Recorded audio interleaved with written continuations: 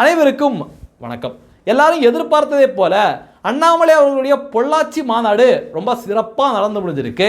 இந்த மாநாடு அண்ணாமலை அவர்களுக்கு வெற்றியா தோல்வியா அப்படின்னு கேட்டிங்கன்னா கண்டிப்பாக முதல் மாநாடு என்ற முறையில் அண்ணாமலை அவர்களுக்கு இந்த மாநாடு மிகப்பெரிய வெற்றி அப்படின்னு தான் சொல்லணும். கிட்டத்தட்ட அந்த அரங்குக்குள்ள ஒரு 10,000 சேர் போட்டிருந்தாங்க. அந்த 10,000 சேரும் நிரம்பி வழிகிறத காண முடிஞ்சுது. ஆட்கள் தரையில் உட்காந்து பார்க்கறது, வெளியில் இருக்கின்ற எல்இடி திரையில் அண்ணாமலை அவர்களுடைய பேச்சை பார்க்கறது அப்படிங்கிற மாதிரி அரங்கம் நிறைஞ்சு காணப்பட்டது. அண்ணாமலை அவர்கள் பாரதிய ஜனதா கட்சி பொதுக்கூட்டங்களுக்கு எப்படி தொண்டர்களோட ஆரவாரத்தோட வருவாரோ அதே மாதிரியான ஆரவாரத்தை நேற்றும் பார்க்க முடிஞ்சுது. நேற்று அவர் ஆரவாரத்தோடு வர்றதை பார்க்கையிலெல்லாம் அவர் பிஜேபியிலேருந்து விலகி போயிட்டார் அப்படிங்கிறத நம்மளால் நம்ப முடியலை. அந்த அளவுக்கு, ஏன்னா அந்த அளவுக்கு அண்ணாமலை அவர்களை நம்ம தூக்கி வச்சு கொண்டாடி இருக்கோம்ல, அதனால் அவர் வெளியில் போயிட்டார் அப்படிங்கிறத கூட நம்மளால் நம்ப முடியலை. அந்த அளவு ஒரு ஆரவாரமான ஒரு வரவேற்பை பார்க்க முடிஞ்சுது. கிட்டத்தட்ட ஒரு 200 தொண்டர்கள் இருப்பாங்க, 100 to 200 தொண்டர்கள் இருப்பாங்க. அப்படியே அவரை சுற்றி பொதிஞ்சு வழக்கம் போல் செல்ஃபி எடுக்கிறதுக்கு, அவரோட கை குலுக்கிறதுக்கு அப்படின்னு ஆரவாரத்தோட ஒரு அன்பு கூட்டத்தை காண முடிஞ்சுது. அப்படியே அந்த ஆரவாரங்கள் முடிஞ்சு அண்ணாமலை அவர்கள் நேராக ஸ்டேஜுக்கு வராரு. ஸ்டேஜுக்கு வந்த உடனே சாஷ்டாங்கமாக அப்படியே ஸ்டேஜில் படுத்து எல்லாரையுமே வணங்குறாரு. இங்கே வந்திருக்க எல்லாரையும் வணங்குறேன் அப்படிங்கிற துணியில் அவருடைய அந்த செயல்பாடு இருந்தது. அடுத்து நேராக கீழே போய் உட்காந்துடுறாரு. முக்கியமான பாரதிய ஜனதா கட்சியிலேருந்து போன அமர் பிரசாத் ரெட்டி, அப்புறம் மிக முக்கியமான தலைவர்களெல்லாம் முன்வரிசையில் உட்காந்துருக்காங்க. அண்ணாமலை அவர்களும் உட்காந்துருக்காரு. அடுத்து பார்த்தீங்கன்னா அண்ணாமலை அவர்கள் நேராக ஸ்டேஜுக்கு பேச போகிறாரு.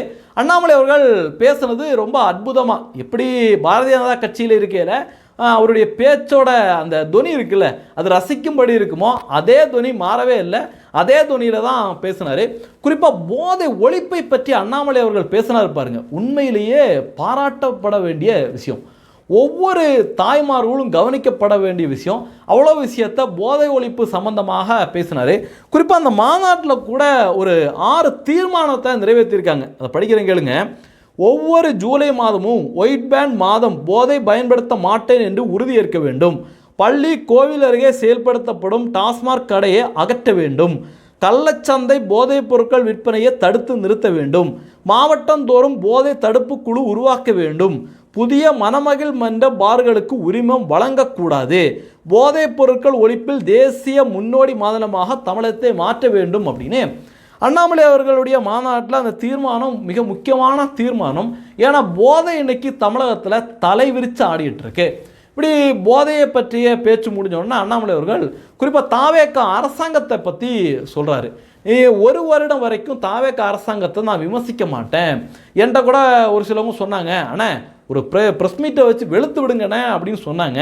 ஆனால் நான் அதை செய்ய மாட்டேன். என்ன காரணம் அப்படின்னா, இந்த அரசாங்கத்தில் இருக்கிறவங்க எல்லாருமே புதியவங்க, அவங்களுக்கு 1 வருடம் ஆகும், இதெல்லாம் என்னன்னு தெரியறதுக்கே 1 வருடம் ஆகும் அப்படின்னு அண்ணாமலை அவர்கள் சொல்கிறாரு.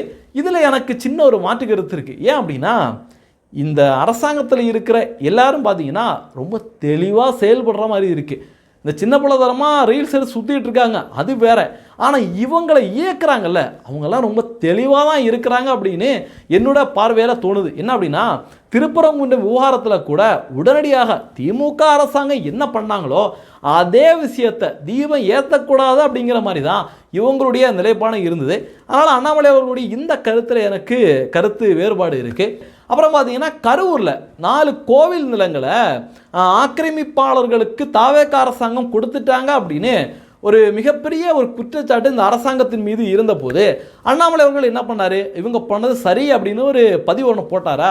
அப்போ அண்ணாமலை அவர்கள் மீது கடுமையான விமர்சனம் எழுந்தது. அதாவது பாரதிய ஜனதா கட்சியினரை தாண்டி பாரதிய ஜனதா கட்சியிலே இருந்து கிட்டத்தட்ட ஒரு 18 லட்சம் பேர் அண்ணாமலை அவர்களோட பயணிச்சுட்டு இருக்காங்களே, அவங்களுக்கு கூட முகம் சுளிக்கிற மாதிரி இருந்தது அண்ணாமலை அவர்களுடைய பதிவு.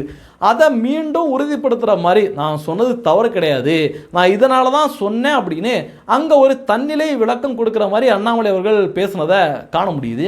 இப்படி மாநாடு ஒரு பக்கம் நடந்துட்டு இருக்கையில இன்னொரு புகைப்படம் கூட வைரலாக போச்சு. அதாவது அண்ணாமலை அவர்களோட சர்ட்டுக்கு பேக் சைடு இரத்த காயங்கள் இருக்கிற மாதிரி புகைப்படம். உண்மையிலே அதிர்ச்சியாக இருந்தது. அது ரத்தமா இல்லை வேற எதுவுமா அப்படின்னு இதுவரைக்கும் தெரியலை.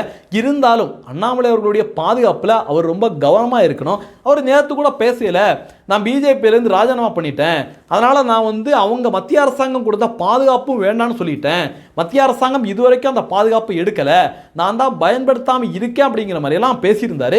எப்போவுமே அண்ணாமலை போன்ற தலைவர்கள் கண்டிப்பாக பாதுகாப்பில் எந்தவித காம்ப்ரமைஸும் பண்ணக்கூடாது. ஏன்னா எதிரிகள் கண்ணுக்கு தெரிய மாட்டாங்க, எப்போ எந்த இடத்துல என்ன வேணாலும் பண்ணுறதுக்கு தயாராக இருப்பாங்க. அப்படிங்கிறதுனால பாதுகாப்பில் எந்தவித காம்ப்ரமைஸும் பண்ணக்கூடாது. அடுத்து பார்த்தீங்கன்னா ஒரு 6 மாதத்துக்கான ஒரு தெளிவான பிளானை சொல்கிறாரு. இந்த மாதம் பார்த்தீங்கன்னா இது போதைப் பொருட்கள் ஒழிப்பதற்கான மாதம். அடுத்து பார்த்தீங்கன்னா சுற்றுச்சூழல் மாதம், சுற்றுச்சூழலுக்கான மாதம். குளத்தை தூர் வாடுறது, மரக்கன்றுகளை நடுறது, இந்த மாதிரியான வேலைகளை பண்ணுவோம். அடுத்து பெண்களுக்கான மாதம், குழந்தைகளுக்கான மாதம் அப்படின்னு விஷயங்களை அண்ணாமலை அவர்கள் அறிவிக்கிறாரு. அடுத்து பார்த்தீங்கன்னா மிக முக்கியமான விஷயத்தை பற்றி பேசுகிறாரு. நம்முடைய மதமும் ஜாதியையும் வீட்டுக்குள்ளே வச்சு பூட்டிக்கிட்டு வரணும், யாரும் தன்னுடைய மத அடையாளங்களை வெளியில் காட்ட வேண்டிய அவசியம் இல்லை அப்படிங்கிற மாதிரி அண்ணாமலை அவர்கள் பேசியிருக்கிறது என்னால் அதை வந்து கண்டிப்பாக ஏற்றுக்க முடியலை. ஏன்னா ஜாதிகளை யாருமே இப்போ பெரும்பாலும் வெளியில் காட்டுறது கிடையாது. ஆனால் கிறிஸ்தவன், தமிழகத்தில் இருக்கின்ற கிறிஸ்தவனாக தான் இருக்கான். அவங்க வந்து சிறு அணிகிறதுக்கோ தான் ஒரு கிறிஸ்தவன் அப்படிங்கிறத காட்டிக்கிறதுக்கோ தயங்கிறதே கிடையாது. தேர்தல் நேரத்தில் ஓட்டு போடுறது கூட சர்ச்சில் பாதிரியார் என்ன சொல்கிறாரோ அதை கேட்டு தான் ஓட்டே போட்டுட்ருக்காங்க. அப்புறம் பார்த்திங்கன்னா இஸ்லாமியர்கள், அவங்கள சொல்லவே தேவையில்லை, அவங்களுடைய மத அடையாளங்களை வெளியில் தொடர்ந்து காட்டிக்கிட்டு வர்றாங்க. பொது இடங்களில் வச்சு தொழுகை நடத்துகிறத கூட பார்த்துருப்போம். இப்படி இவங்கெல்லாம் இப்படி இருக்கையில் ஹிந்துக்கள் ஏன் மத அடையாளங்களை மறைச்சு வைக்கணும்? கண்டிப்பாக தேவையே கிடையாது. இன்னைக்கு தமிழக சட்டப்பேரவைக்குள்ளேயே பார்த்தீங்கன்னா சபாநாயகர் இருக்கார்ல, அவர் பைபிள் வசனத்தை படிக்கிறாரு. அதாவது சட்டப்பேரவைக்குள்ளேயே இன்னைக்கு மதம் புகுந்துருச்சு. இப்படி இருக்கையில் கிறிஸ்தவர்களோ இஸ்லாமியர்களோ அவங்களுடைய மதத்தை வெளியில் காட்டிகிட்டு இருக்க நேரத்தில் ஹிந்துக்கள் ஏன் மறைக்கணும்? இப்படி மறைச்சு தான் அசால்ட்டாக வந்து மத மாற்றங்கள் தொடர்ந்து நடந்துகிட்டு இருக்கு. அதனால் அண்ணாமலை அவர்களுடைய இந்த கருத்தில் எனக்கு உடன்பாடே கிடையாது. இப்படி அண்ணாமலை அவர்கள் பேசணுடனே அண்ணாமலை அவர்களோட ஆதரவாளர்கள் அப்படிங்கிற பேரில் நிறைய பேர் கருத்துக்களை சொல்ல தொடங்கினாங்க. எனக்கு உண்மையிலேயே மிகப்பெரிய வருத்தமாக இருந்தது. ஒருத்தரோட பதிவை பாருங்க. உங்கள் இந்துத்துவ அரசியலை பயிற்சி பெற்ற அந்த கூடாரத்துக்குள்ளேயே வச்சுக்கோங்க, நிறுத்திக்கோங்க, வெளியில் பேசுனா தமிழர்கள் காரி துப்புவாங்க அப்படின்னு அண்ணாமலை அவர்களுடைய ஆதரவாளர் அப்படிங்கிற பேரில் சமத்துவம், சமாதானம் அப்படிங்கிற மாதிரி பதிவுகளை போட தொடங்கினாங்க. இந்த மாதிரி பதிவுகளை வந்து ஒரு திமுக காரனோ ஒரு திக காரனோ வேற எவனாவது போட்டால் கண்டிப்பாக நான் கவலைப்பட்டிருக்க மாட்டேன். ஆனால் அண்ணாமலை அவர்களோட போனவங்க பார்த்தீங்கன்னா 99 விழுக்காடு ஹிந்துத்துவ சிந்தனை உடையவங்க தான் போயிருக்காங்க. திடீர்னு அவங்களே இந்த மாதிரியான கருத்துக்களெல்லாம் பேசல, உண்மையிலே பேரதிர்ச்சியாக இருக்குது. அதுலேயும் பார்த்தீங்கன்னா ஒரு சிலவங்க என்ன சொல்கிறாங்க அப்படின்னா, ஹிந்துத்துவம் பேசி பிஜேபி அப்படி என்ன சாதிச்சிருச்சு, பிஜேபி எதுக்காக ஹிந்துத்துவம் பேசணும், ஹிந்துத்துவம் தேவையே இல்லை அப்படிங்கிற மாதிரி ஒரு சிலவங்களோட கருத்தாக இருக்குது. இந்த கருத்தில் எனக்கு முற்றிலும் உடன்பாடே கிடையாது. என்ன காரணம் அப்படின்னா, இப்போ இந்தியா ஃபுல்லாக ஹிந்துக்களுக்கு ஒரு பிரச்சனை அப்படின்னா வந்து நிற்கக்கூடிய ஒரே ஒரு இயக்கம் பிஜேபி தான். அந்த பிஜேபியும் ஹிந்துத்துவா பேசாமல், ஹிந்துக்களுக்காக பேசாமல் அவங்களும் அமைதியாக இருந்தால் வேற யார் பேசுவாங்க? வேற யாரையா பேசுவாங்க? வேற யாரும் பேசுறதுக்கு வாய்ப்பே கிடையாது. நமக்கு இப்படியெல்லாம் பேசுனா சிறுபான்மை ஓட்டு வரும், சிறுபான்மையை தாஜா பண்ண தான் அரசியல் பண்ண முடியும் அப்படிங்கிற கற்பனையில் நிறைய பேர் இருந்துட்டு இருக்காங்க. ஆனால் அது உண்மை கிடையாது. இப்போ அஸ்ஸாம் எடுத்துட்டீங்கன்னா கிட்டத்தட்ட 40 விழுக்காடு இஸ்லாமியர்கள், கிறிஸ்தவர்கள், கிட்ட ஒரு 30 விழுக்காடுக்கு மேலே இஸ்லாமியர்கள் இருக்காங்க. அப்படிப்பட்ட அந்த ஸ்டேட்டில் கூட பிஜேபி தன்னுடைய முகத்தை மாற்றிக்கவே இல்லை. பிஜேபி மாற்றிக்கவும் கூடாது. ஏன்னா ஒரு சில பிரச்சனைகளை எந்த கட்சியினாலும் பேச முடியாது. ஆனால் பிஜேபி துணிச்சலாக பேசும். நல்லா யோசிச்சு பாருங்களேன். நம்ம அடல் பிஹாரி வாஜ்பாய், அப்புறம் பார்த்தீங்கன்னா அத்வானி அவர்கள், இவங்க அந்த ராமர் கோவில் விவகாரத்தை கையில் எடுக்கையில் எத்தனை பேர் திட்டியிருப்பான், நம்ம சக ஹிந்துவே திட்டியிருப்பான். இதெல்லாம் எதுக்குங்க, இதெல்லாம் வேண்டாங்க, நாங்கள்லாம் ஒன்றுக்குள்ளே ஒன்றா இருக்கவங்க அப்படின்னு நிறைய பேர் பல்ல இழுத்துக்கிட்டு பேசியிருப்பாங்க. ஆனால் அன்னைக்கு அவங்க நினச்சிருந்து, அப்பா இதுக்காக இதெல்லாம் எடுக்கிறோம், என்னத்தை சொன்னாலும் இவங்களுக்கு இந்த ஹிந்துக்களுக்கு சொரணே வரமாட்டேங்குது, நமக்கு ஓட்டும் போட மாட்டேங்கிறான், ஆதரவு தெரிவிக்கவும் மாட்டேங்கிறான் அப்படின்னு அன்னைக்கு அவங்க நினச்சிருந்தா இன்னைக்கு இந்தியா முழுவதும் இன்னைக்கு ஒரு மிகப்பெரிய ஒரு எழுச்சி, நம்ம தேசத்தின் மீதான காதல், நம்ம கலாச்சாரத்தின் மீதான காதலை இன்னைக்கு பிஜேபியால் தட்டி எழுப்ப முடிஞ்சிருக்குல்ல. அதற்கு காரணம் அன்னைக்கு எதை பற்றி அவங்க கவலைப்படலை. இன்னைக்கும் பிஜேபி ஓட்டை பற்றி கவலைப்படவே மாட்டாங்க.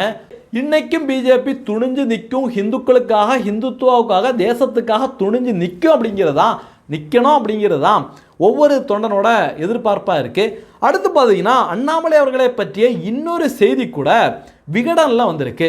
சமீபத்தில் விகடன் மாணவர்களுக்கு பயிற்சி கொடுக்க போனார்ல, அங்கே பேசுனதை பற்றி விகடன் செய்தியை வெளியிட்டிருக்காங்க. படிக்கிறேன் கேளுங்க.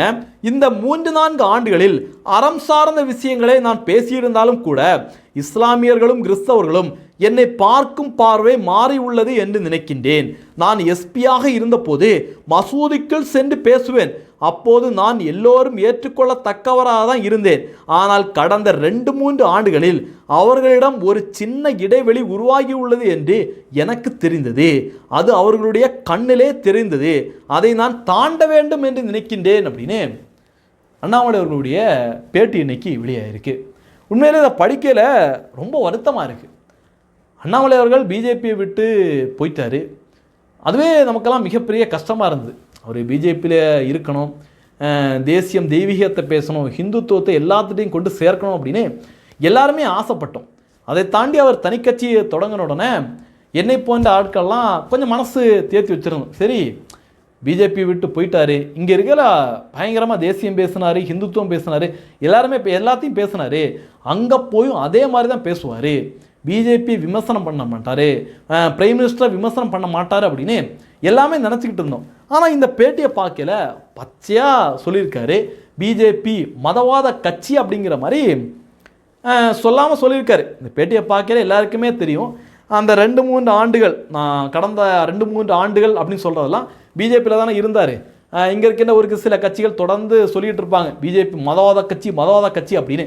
ஆனால் அதில் உண்மையே கிடையாது. இப்போ மற்ற கட்சிகளை பொறுத்தளவுக்கு பிஜேபியை தவிர மற்ற இந்தியன் கம்யூனிஸ்டாக இருக்கட்டும், இத்தாலி காங்கிரஸாக இருக்கட்டும், மற்ற அல்ற சில்லறைகள் எல்லா கட்சிகளுமே கிறிஸ்தவர்களுக்கு ஒரு பிரச்சனை அப்படின்னா ஐயோ கிறிஸ்தவர்களுக்கு பிரச்சனை, சிறுபான்மையருக்கு பிரச்சனை அப்படின்னு கைகால் உதற தொடங்கிடும், ஓடோடி போய் நிற்பாங்க. இஸ்லாமியர்களுக்கு பிரச்சனைனா ஐயோ இஸ்லாமியர்களுக்கு பிரச்சனை, மத ரீதியாக துன்புறுத்தப்படுறாங்க, பிஜேபி ஆட்சி அப்படின்னு எல்லா பயிலும் போய் நிற்பாங்க. அதே நேரத்தில் அந்த பிரச்சனையில் நியாயம் இருந்தால் சிறுபான்மை பெரும்பான்மைன்னு பார்க்காம பிஜேபியும் போய் நிற்கும். ஆனால் மற்ற கட்சிகள் யாருமே, இப்போ தமிழகத்தில் இருக்க திருப்பரங்குன்ற விவகாரத்தை எடுத்து பாருங்க. அண்ணாமலை அவர்கள் கூட நேற்று அவர் அந்த மேடையில் பேசல திருப்பரங்குன்ற விவகாரத்தை பற்றி பேசுவார், தாவேக அரசாங்கத்துக்கு கண்டனம் தெரிவிப்பார் அப்படின்னு நான் கூட நினச்சேன். ஆனால் கடைசியில் பார்த்தீங்கன்னா ஏமாற்றம் தான் மிஞ்சிச்சு. கடைசி வரைக்கும் அண்ணாமலை அவர்கள் திருப்பரங்குன்ற விவகாரத்தை பற்றியும் இந்த தாவேக அரசுக்கு கண்டனம் தெரிவித்தோ அவர் பேசவே இல்லை. அதே போல தான் இப்போ திருப்பரங்குன்ற விவகாரத்தை எடுத்துக்கிட்டிங்கன்னா பிஜேபி மட்டும்தான் திருப்பரங்குன்றத்துக்காக தீபத்துக்காக தொடர்ந்து பேசிகிட்டு இருக்கு, பரிவாரம் தான் தொடர்ந்து பேசிகிட்டு இருக்காங்க. மற்ற கட்சிகள்லாம் பார்த்தீங்கன்னா சிக்கந்தர் ரொம்ப பெரியவர்ப்பா, சிக்கந்தர் ரொம்ப சூப்பர்ப்பா அப்படிங்கிற மாதிரி வரலாற்றுக்கு மாற்றாதான், அதாவது இவனுங்களுக்கு ஓட்டு பிச்சைக்காக எந்த எல்லைக்கும் போகிறதுக்காக சிறுபான்மை அப்படின்னு தொடர்ந்து பேசிகிட்டு இருக்காங்க. அதே வழியில் அண்ணாமலை அவர்களும் போகிறாரோ அப்படின்னு உண்மையிலேயே அவருடைய சமீபத்தில் அவருடைய நடவடிக்கைகள் இதெல்லாம் பார்க்கல அவ்வளோ ஒரு கவலையாக இருக்குது.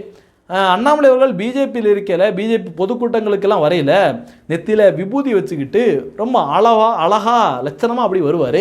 ஆனால் இன்றைக்கெல்லாம் பார்க்கல தொடர்ந்து ஒரு 5-6 கூட்டங்கள் நிகழ்ச்சிகள் இதெல்லாம் பார்க்கல அவருடைய நெத்தியில் விபூதியே இல்லை. இதெல்லாம் பார்க்கல ரொம்ப கஷ்டமாக இருக்குது. மதத்தை வீட்டுக்குள்ளேயே பூட்டி வைக்கணும் அப்படின்னு சொல்கிற மாதிரி விபூதியெல்லாம் வீட்டுக்குள்ளேயே வச்சுட்டு வந்துட்டாரா அப்படிங்கிற சந்தேகம் கூட எழுந்துட்டு இருக்கு. உண்மையிலே இப்போ நடக்கிற விஷயங்கள்லாம் பார்க்கல ரொம்ப வருத்தமாக இருக்குது. ஏன்னா அண்ணாமலை அவர்கள் தனிக்கட்சி ஆரம்பித்து பிஜேபியிலேருந்து யாரும் அவர் கூட போகலைன்னா கண்டிப்பாக நான் கவலைப்பட்டிருக்கவே மாட்டேன். ஆனால் ஒவ்வொருத்தவங்களையும் நம்ம இந்த சிந்தனைக்குள்ளே கொண்டு வர்றது எவ்வளோ பெரிய கஷ்டம் அப்படின்னு நமக்கு தான் தெரியும். ஆனால் இன்றைக்கி அங்கே போயிருக்கவங்கள இதுதான் இப்போ நிறைய பேர் சொல்கிறாங்கல்ல, ஹிந்துத்துவம் தேவையில்லப்பா, எதுக்காகப்பா ஹிந்துத்துவம் பேசுகிறீங்க, எல்லாரும் ஒன்று அப்படின்னு பேசுகிறாங்கல்ல, அந்த நிலைமைக்கு எல்லாரையும் மண்டையை கழுவி ஆளாக்கிடுவாங்களோ அப்படிங்கிற ஒரு பயம் எனக்குள்ளே இருக்குது. ஏன்னா பெரும்பாலும் தமிழகம் இந்தியாவில் இருக்க எல்லா ஹிந்துக்களும் நான் உட்பட எல்லாருமே வந்து நம்ம சமத்துவம், நம்ம எல்லாருமே ஒருங்கிணைச்சு தான் போயிட்டுருக்கோம். ஆனால் மற்றவங்க அது மாதிரி இருக்காங்களா அப்படிங்கிறதெல்லாம் மிகப்பெரிய கேள்விக்குறி தான். இப்போ எங்கள் கன்னியாகுமரி மாவட்டத்தை எடுத்துக்கிட்டிங்கன்னா எங்கள் குடும்பத்தில் கூட எங்கள் பெரியப்பா அப்புறம் பார்த்தீங்கன்னா 2-3 பேர் எல்லாமே மதம் மாறி போயிட்டாங்க. எங்கள் வீட்டில் ஒரு ஃபங்க்ஷன் அப்படின்னாலே அந்த ஃபங்க்ஷனில் ஏதாவது கோவிலில் வச்சு எங்கேயாவது ஃபங்க்ஷன் எடுத்தால் கூட அவங்க யோசிப்பாங்க. ஆனால் நம்ம தொடர்ந்து போவோம். சர்ச்சில் ஃபங்க்ஷன் இருந்தாலும் சரி, ஓகே, ஒரு கல்யாணம் சொல்கிறாங்களா, நம்ம அப்படி பார்க்குறதே கிடையாது. ஆனால் மதம் மாறிட்டாங்கன்னா அவங்களுடைய முகமே மாறுது, அவங்களுடைய கேரக்டரே மாறுது. அதனால் எனக்கு தெரிஞ்சு தமிழகத்தில் இந்தியாவில் இருக்கின்ற கிறிஸ்தவர்கள் கிறிஸ்தவராக இருக்காங்க, இஸ்லாமியர்கள் இஸ்லாமியராக இருக்காங்க. அதனால் ஹிந்துக்களாகிய நாம் எப்போவுமே நம்மளுடைய அடையாளங்களை மறைக்கிறதுக்கு அவசியமே கிடையாது. துணிச்சலோட தைரியமாக சொல்லலாம் நான் ஹிந்து அப்படின்னு. இப்படி அண்ணாமலை அவர்கள் பேசுகிறத பார்க்கல எனக்கு உண்மையிலே வருத்தம் தான். ஏன்னா அண்ணாமலை அவர்கள் அடிக்கடி சொல்கிற வார்த்தை என்ன, நான் பிரதமர் நரேந்திர மோடி அவர்களை ஃபாலோ பண்ணுறேன், பிரதமர் நரேந்திர மோடி அவர்கள் தான் என்னுடைய முன்னோடி அப்படின்னு தொடர்ந்து அவர் வந்து சொல்லியிருக்காரு. அவரை பார்த்து தான் நான் அரசியலுக்கே வந்தேன் அப்படிங்கிறது கூட அவருடைய கருத்தாக இருக்குது. அப்படி இருக்கையில் பிரதமர் நரேந்திர மோடி அவர்கள் எங்கேயுமே சிறுபான்மை ஓட்டுக்காக தாஜா பண்ணதே கிடையாது. துணிஞ்சு நின்று இன்னைக்கு வரலாற்றை மாற்றி 3 முறை பிரதமர் ஆன உடனே நிறைய தேசத்தின் மீது கொஞ்சம் பாசம் உள்ள ஒரு சில சிறுபான்மையர் எல்லாமே பிஜேபிக்கு இன்னைக்கு ஓட்டு போட தொடங்கியிருக்காங்க. பிரதமர் மாறல, பிரதமர் மாற்றியிருக்காரு, வரலாற்றே இன்னைக்கு புரட்டி போட்டிருக்காரு. அப்படிப்பட்ட பிரதமரை முன்னோடியாக வச்சிருக்க அண்ணாமலை அவர்கள் ஏன் இப்படி தடுமாறுறாரு அப்படின்னு எனக்கே புரியலை. அஸ்ஸாம் எடுத்துக்கிட்டிங்கன்னு வச்சுக்கோங்க, அஸ்ஸாமில் கிட்டத்தட்ட ஒரு 40 விழுக்காடு வந்து இஸ்லாமியர்கள் இருக்காங்க. அங்கே சர்மா இருக்கார்ல, முதலமைச்சர் சர்மா, அவர் அதை பற்றியெல்லாம் கவலையே படலை. நாங்கள் தேசத்துக்காக வேலை பார்க்குறோம், மாநிலத்துக்காக வேலை பார்க்குறோம், நாங்கள் ஆட்சிக்கு வந்தால் பொது சிவில் சட்டம் கொண்டு வருவோம் அப்படின்னு துணிச்சலாக சொன்னார். தேசத்தின் மீது பற்றுள்ள நம்பிக்கை உள்ள சிறுபான்மையர் கொஞ்சம் பேர் ஓட்டு போட்டாங்க.